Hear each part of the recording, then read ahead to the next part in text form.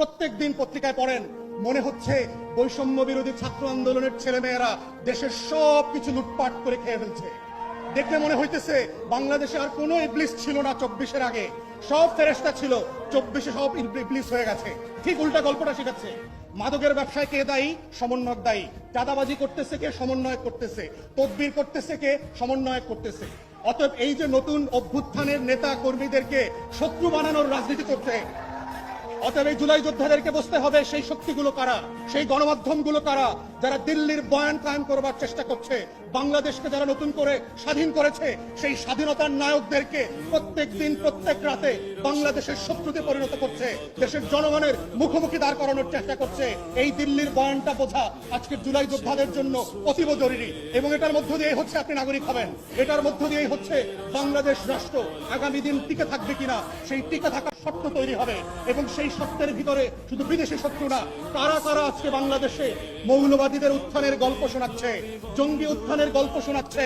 এই গল্প তো আমরা 2001 থেকে দেখেছি, যে এই গল্পগুলোর মধ্য দিয়ে আমার মাদ্রাসার ছাত্র আলেম ওলামায়ে কেরাম বিরোধী দলের রাজনীতিবিদদেরকে গুম করার, খুন করার, আয়না ঘরে নেওয়ার বৈধতা তৈরি হয়েছে। যেই গল্পের মধ্য দিয়ে জিয়া পরিবারের সদস্যদেরকে গুন্ডা বানানো হয়েছে, চোর বানানো হয়েছে, হাওয়া ভবনের নাটক তৈরি করা হয়েছে।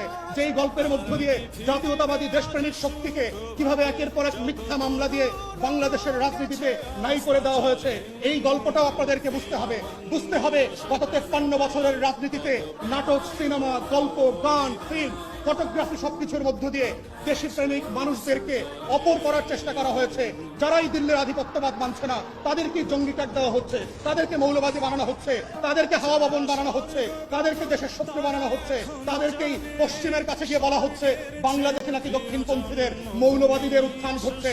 এই চক্রান্ত হচ্ছে দিল্লির আলাপ এবং কলকাতার বয়ান। এই চক্রান্ত আমরা 2001 থেকে বারবার দেখেছি। বাংলাদেশের দেশপ্রেমিক শক্তিকে, গণ অভ্যুত্থানের পক্ষের শক্তিকে, জাতীয়তাবাদী শক্তিকে কিভাবে নাই করে দেবার বয়ান এবং বৈধতা তৈরি করেছে। তাই আজকে যারা জুলাই যোদ্ধা ছিলেন আপনাদেরকে বুঝতে হবে সেই শত্রুরা কারা, কারা কারা গণমাধ্যমে বসে পুরাতন বাংলাদেশের বন্দোবস্তকে ফিরিয়ে নিয়ে আসার চেষ্টা করছে, কারা কারা প্রত্যেক দিন রাতে টকশোতে বসে জুলাইয়ের বিরুদ্ধে মতামত তৈরি করছে। আগেই তো বেশ ভালো ছিলাম, এমন দেশ কি চেয়েছিলাম যেই দেশ আমাকে দিল্লি থেকে নতুন করে স্বাধীন করেছে।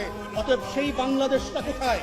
সেই বাংলাদেশটার আকাঙ্ক্ষাকে নতুন করে ধারণ করবার জন্য সত্য আইডেন্টিফাই করা খুবই জরুরি। এবং তরুণদেরকে, শিক্ষার্থীদেরকে, তরুণীদেরকে, যারা শহীদ পরিবার, আহত পরিবার আছেন, আগামী দিনের বাংলাদেশ থাকবে কি থাকবে না এটা সত্য হচ্ছে সেখানে।